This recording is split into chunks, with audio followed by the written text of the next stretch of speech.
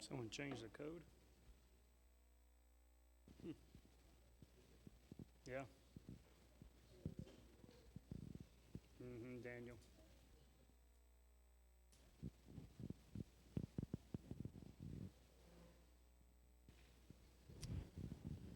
All right.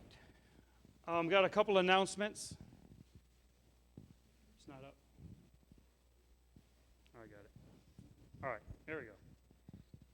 Someone messed around, Daniel messed around with this other iPad and changed the code. He can't be trusted. Electronics need to stay away from. Yes, and jokes. All right. Couple announcements. The shirts are back there, rocking it with the sports coat. No. The shirts you get with Kelly. Don't put if you want to buy a shirt, they're $10. I don't know, someone's saying $30. I think that's good too. No, they're $10. You can get with Kelly on that. Don't put it in the offering box. Those were not bought out of the general fund. I bought those, so you can get with Kelly. And if you want to buy one of those shirts, we should have sizes for pretty much everybody. A lot of cotton balls died for some of you. The other thing is, we have Sunday school teachers. We need some Sunday school teachers still, so if you want to teach either the little bitty kids or the medium age kid group, get with Marco or with Terry and talk to them about that. They're the ones kind of heading up that thing. So if we need some more teachers, so if you want to teach, talk to them. All right, very good. So we're going to be in Psalm 142 today.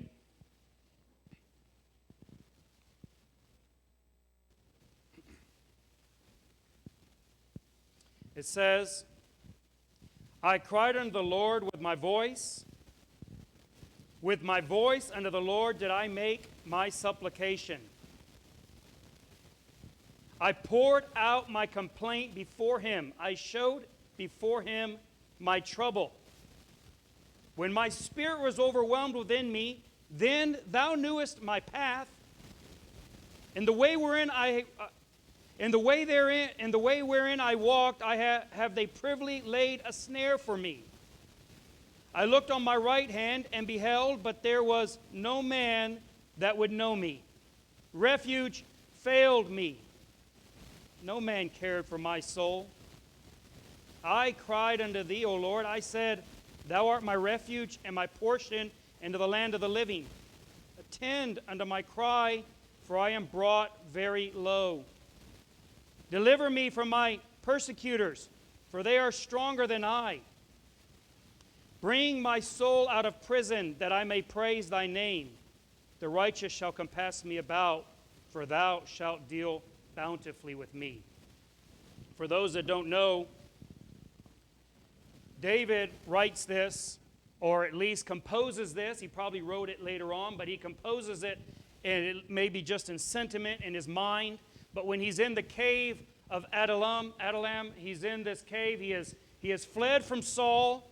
He has tried to make alliance with the king of Gath, and when he gets there, he finds out through the grapevine that they know him, they recognize him. He's not just an anonymous Israelite who's looking for asylum. He is who they consider to be the king of Israel, the one who they say was sung about, that he had killed his 10,000s. He realized his life is in jeopardy, so he starts acting like he had gone mad. He's driveling, he's scratching around, he's beating his head on the gates, and so they let him go thinking he had gone crazy.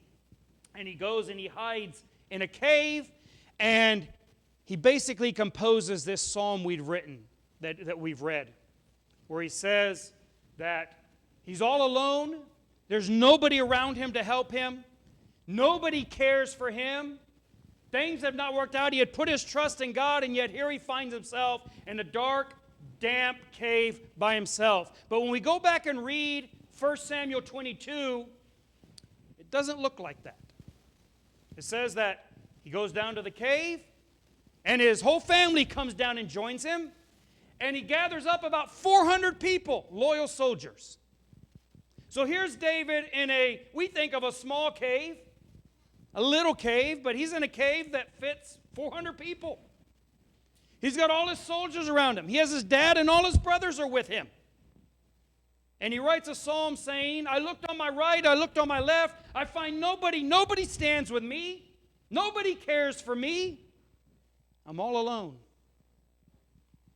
We read that psalm, we often think of somebody who's all alone.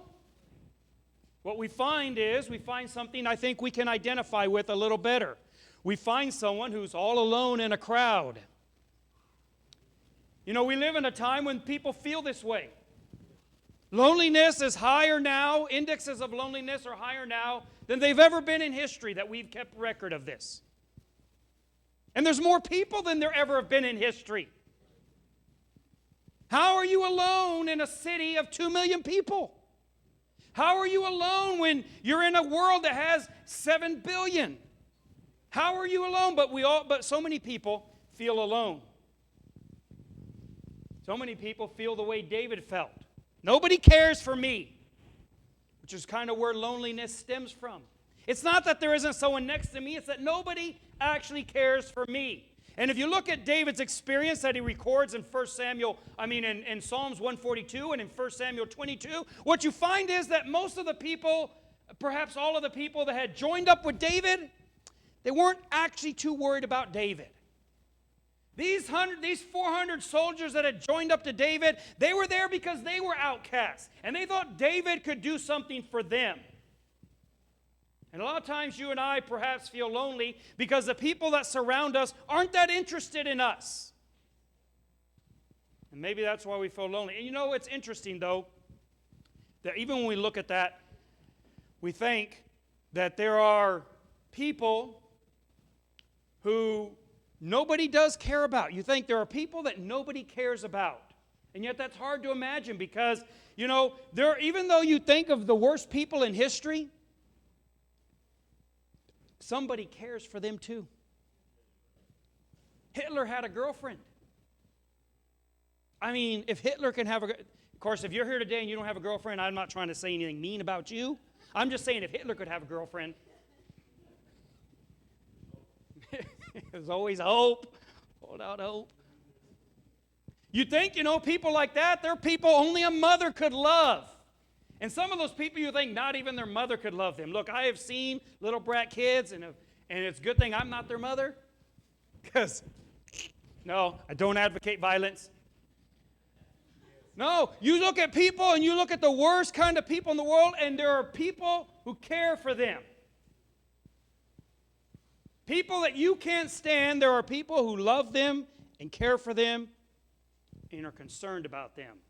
And many times, even though we all have people who care about us, many times we feel alone. And we need to remember that no matter how weird you are, no matter how strange you are, somebody does care for you. A lot of what we feel in loneliness is made up. It's not real. Or it's self-inflicted. But there are people who care for you, and that is the majority of the people in this room, I think. But there are people in this world who, it's very hard to argue that case, that anybody at all cares for them. They feel completely alone. They get up alone, they go to work alone, they come home alone. If they disappeared, it would be days, months before anybody reported them missing. Every now and then it comes up on my news feed. They'll find a body in a house that's been there for weeks. And nobody even knew they were missing. Perhaps you feel that way. Maybe you think that if you just disappeared today, nobody would call. Nobody would go knock on your door. Nobody would ask about you, try to find you, file a missing persons report for you. You could just vanish. And nobody would be the wiser. There are people like that. I've been an evangelist for a lot of years. I started preaching the gospel when I was very young. I started a church when I was very young. I've dealt with people every day for decades in a lot of places. And I have come across people who, it seems to me, nobody cares for their soul. And because no one cares for them, they become exploited. People just use them. They're expendable. There are people in this world who nobody cares for them as a person. They only care for them as a meal ticket. They only care for them for what they can squeeze out of them, for how they can be benefited by them. They're no longer human beings in many people's eyes. They're just machines that are there to do a job. Perhaps you have a job where you feel that way. And those kind of people tend to get exploited in the world. Because it's our human love for one another, our natural affection that the Bible calls it, that makes us value people not for what they give us, but for what we can give them. Otherwise, people are just handy machines that exist to make my life better. This is the hallmark of the modern world, according to the Apostle Paul. He prophesied that these bad days would come when men would be lovers of their own selves. They wouldn't even love their own children selflessly. It'd all be about what they can get for themselves, how their children help them, affect them. This is the crux of abortion. Abortion is saying this child is inconvenient for me right now. It doesn't improve, it doesn't enrich my life at this moment. I'll have children when it is most beneficial for me, when it is most beneficial for my status, my public image. The worst sin of abortion is not even the murder of the child, as terrible as that might sound. There's always been murder. The worst sin of abortion is that it stems from loving your own self. And people become exploited. They become abused. There is a reason why. There is a reason why incest is wrong. And it has nothing to do with birth defects. There is a reason why fathers should have no sexual interest in their daughters. It is because every girl in this world needs at least one person, at least one man in her life who is only interested in her well-being. I don't care how wonderful your marriage is. I don't care how great a husband you are. You got married for yourself. I did not marry my wife for her sake. If I would be honest with myself, if it had been for her sake, I would have disappeared and saved her. I married her for my sake because I'm selfish. And every man in a girl's life has that same interest. I don't care who it is. But every woman and every girl needs a man in her life who has no ulterior motive, no self-interest. And that is her father. And when a father becomes sexually interested in his daughter, he is stealing from her that one person who she can know has no ulterior motives. And it is a horrible sin. And it is a horrible crime. It should not be tolerated. And there are people in the world who live this life, a terrible life. And they could say what David said in Psalm 142, "No one cares for my soul. Nobody cares for me. They only care about what they can get out of me."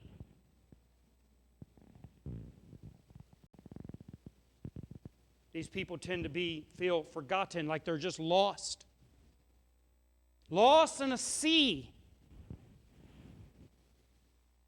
Every time they feel more and more insignificant, like their value is constantly being diluted just by the birth rate, by the exploding population. Nothing special, just one more face in an endless parade. They're every day more and more disconnected, which is surprising. People thought that technology was going to usher in a whole new world of human connection. Computers were going to solve everything. I remember reading advertisements on computers, old ones. Many of them written before I got into computers. And we were going to have all this time on our hands now. What used to take 2 or 3 or 4 hours of paperwork, you are now going to do it in no time at all. And you were just going to have all this time. And the workforce was going to have shorter hours. People that were pushing computers and trying to market them, they were saying this was going to usher in utopia. We're going to go and we're going to work 4 or 5 hours a day maybe, and then just have all this time to ourselves. We're going to quit using all this paper, writing on all this paper. We're going to have computers. Now we're using more paper than we've ever used. They got computers so they can print the paper. Tons of it. We don't do triplicate now. Now we do forms in 10 or 20 copies. It's like, just print them out. And shuffling the paper and everyone. And do we have more time? No. We have less time than we've ever had. Computers aren't saving us time. They're making us more efficient, more productive, so we're working more at it. I remember when I first got a computer, I wanted to make a little form for whatever. I don't remember what I was even doing. And I could have gotten a piece of paper and just drawn a little square and put a few little cross lines and stuff and been done in probably 2 minutes. I spent all day figuring out, because this was back before WYSIWYG, if anyone knows what I'm talking about. This is where when you drew something, you drew it with ASCII characters, bars and dashes, and you typed it out. Spent all day messing with that. It is not saving us any time. We don't have all this spare time left over. Computers are going to then come in. We're going to have them in the palm of our hands. We were going to have our phone, and we were going to be able to connect with people. We were all going to be so interconnected. We were going to have a society with no barriers, with no divisions, because we're just all going to be connected. Do you know that the studies, they do them every year, say that people today feel more disconnected than any other time in history? And the most disconnected, those that feel the most disconnected, are the youngest generation. The ones with a phone, every one of them has a phone in their hand. They're talking to more people than any person has ever talked to in history. And when you ask them, they feel alone and disconnected. Because with all the promises of technology, they didn't tell you that you were not designed to connect through electrons. You actually need human interaction. And Facebook and Twitter and all the other wonderful little things that we have, I'm not against them. If anybody knows me, they know I'm a technophile. I like computers. I like technology. I have tons of it. I enjoy it. And I'm telling you, it is no substitute for real people. None. I know they're thinking they're going to have robot girlfriends, robot boyfriends now, and you're going to be able to, since you can't find a real human being that can tolerate you, you'll get a robot that'll do whatever you want. It will not make you happy. It will not make you happy.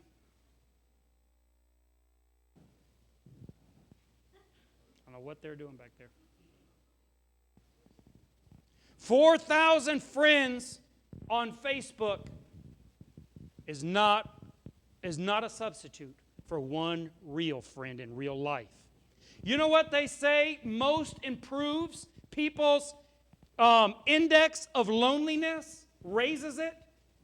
I don't know why, but they score loneliness from 20 to 80. They're probably European. So 20 to 80 is the range, right? And so the baby boomers, the World War II generation before the baby boomers, they're like a 36 out of 20 to 80. And Gen Z, which is, 18 to 22-year-olds, they're like a 48 in loneliness, how they rank themselves. And they say, the one thing you can do to improve your loneliness, to not be so lonely, now it's a miracle cure. It'll blow your mind. Go out and have a cup of coffee with a real person and have a real conversation. You won't feel so lonely. But that's how they are. They feel disconnected. They feel like nobody cares for them. And there are people in the world that don't just feel that way, they really are that way. There are people that way. If you're in a strong nuclear family and you have a dad and a mom at home and you have siblings, you probably only feel that way because you're feeling sorry for yourself, most likely. There's exceptions. But if you're in a Christian home and you get around, and this is something we all should try to do, we should try to sit down at least once a week and have a meal together and talk. Not with the phones in our hands. Now, I remember one of the best things that helped my marriage was that I bought Terry a computer so she could communicate with me. Then she could, back then it was, now I guess it's Skype and stuff. Back then it was called ICQ. ICQ. That was the app that everyone had. That's how you communicated. So I got her a little laptop so she could ICQ me from the other room. And so then I could ICQ her and say, bring me a glass of tea. And she could write back and say, get it yourself, you filthy animal. Right? We could communicate then. Helped our marriage tremendously. I remember she was in her bedroom, and I was in the living room, and I sent her a message, and I just said, what are you doing? And then she sent it back one and said, who is this? She didn't know it was me, so then that was fun. Then I said, what are you wearing? Now we lived, just so you understand, we lived on a farm, kind of like we live now, in the middle of cornfields, and then we had a concrete or brick wall, like 15-foot high wall, all around the property. And it's night, and she's thinking somebody is on the wall in the middle of the cornfield with a computer. There were no phones back then. With a computer messaging her looking through the window. So she starts yelling, Michael, there's a peeping Tom out here. He's asking what I'm wearing. He knows what I'm wearing. So I'm typing, are you wearing your whatever, your blue shirt? And she's getting all freaked out. It was good times. See, I'm saying it just improved our marriage tremendously. No, put away the devices at least once a week and sit down and have a real conversation with your children, with your spouse. I know, look, it used to be we'd do it every night. Families would do this. We don't live in that world. That may not be possible. But surely we can carve out an hour a week to make sure our children know they are connected to us. So there are people in this world who think nobody cares for me. And there are people in this world who really are that way. Nobody actually really cares for them. Nobody cares for them. Their parents don't care for them. I have been down in Mexico preaching in these neighborhoods where the drug addiction is just horrible. And this isn't the marijuana or heroin or cocaine. We're talking about, glue, contact cement, and paint thinner. And you see them, and they have a little ball of cotton in their hand, and they wet it in that. And they just sit there all day. And it just destroys their brain. I don't mean in a metaphorical sense. I mean it's harsh chemicals. It actually kills their brain. And they're just sitting there. And their parents are sitting there and they don't care. We had a man in the church in Leon, got saved, came to church. He was involved in that kind of thing, and he got cleaned up. Quit doing drugs. Quit stealing from his mother to buy the drugs. Started working and holding down a job. Started bringing money home and giving it to his mom to help with the expenses. She kicked him out of the house. She said, I'd rather my son be a drug addict and a Catholic than to change religion.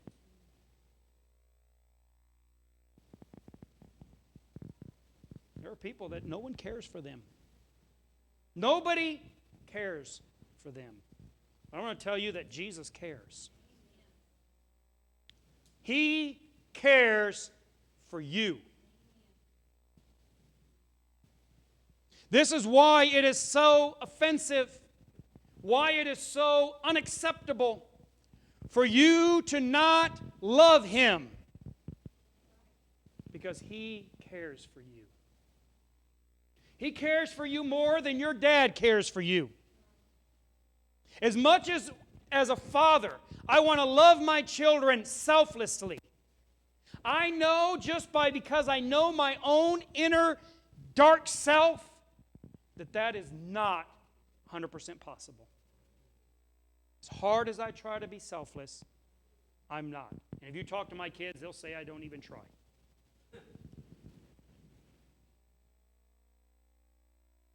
But Jesus cares for you. He cares for you like no one's ever cared for you before. If you don't know Jesus Christ, or the Jesus Christ you know does not sound like what I'm describing, then you don't know Him, then you should get to know Him. You should read about how much He cared for you. What He did for you. He didn't have any reason to do it. There was nothing pressuring Him to do it. He could have walked away at any moment. At the very instant on the cross, it says, I can call down legions of angels from heaven. And He did not, because He cared for you. Because He loved you when no one else did. And maybe there's good reason why no one loves you. A lot of times we think, well, no one cares for me because they're mean. It may be because you're stupid. It may be because you're a brat. It may be because you're irresponsible. It may be because you have a terrible demeanor. It may be because you just need to take a shower. I mean, hopefully that's it, because that can be solved real quickly. But the Bible says that even though someone might give their life for the righteous, someone might give their life for the just, Christ gave His life for us when we were yet enemies of God. He saw nothing in us that caused Him to love us. He loved us because He cared for us. In fact, Peter says, casting all your cares upon Him, for He careth for you. Jesus is saying, come to me. Are you the lost? Are you the forgotten? Are you the exploited? Are you the abused? You're there and nobody cares for you. I care for you. Come to me. David sat in the cave and 400 people like that came to him. And he provided for them. Well, Jesus stood up in the great feast in public and said, everybody from the highways, from the hedges, everybody who nobody cares for them, come to me. I care. He looked around, it says, and he saw the people scattered like sheep without a shepherd. Just wandering aimlessly, purposeless, no meaning in life. And He brought them together, and He fed them, and He healed them, and He saved them. Because He cares. He cares for you. That's why we should cast our care upon Him. A preacher tells a story of a woman that went to church, to his church that he pastored for many years. Elderly woman. And all of a sudden she quit going. Sunday came, she wasn't there. Next Sunday, she didn't come again, so he paid her a visit. See what's going on. He got there and She was bitter. She was angry. She had 1,000 reasons why. And she didn't need to excuse it to anybody, and nobody should be asking her anything, and she had every right to not go if she didn't want to go. And the church is full of hypocrites. And it seemed to him that she was protesting a little too much. So he pushed her a little bit more. He prodded a little bit. He gently prodded her, trying to get the real reason. She just said, I have a right to not go if I don't want to go, and I don't want you here. Leave. Leave now. And as he got up to leave, she muttered under her breath, it's not like anyone cares about me there anyway. I wonder, could I give her your name? Could I give her your name? Do you care? Let's pray. Dear Father, we are eternally grateful for your love and your compassion and your care for us. Father, I ask that we would be that light in the world that shines out, that we would care for those around us with the love that you have put in us, that we would reflect that care and that concern for others, that they would be drawn to you, not for our sake, not for the good of this church, but for their own good and for your glory. In the name of Christ, we pray. You guys have a good day.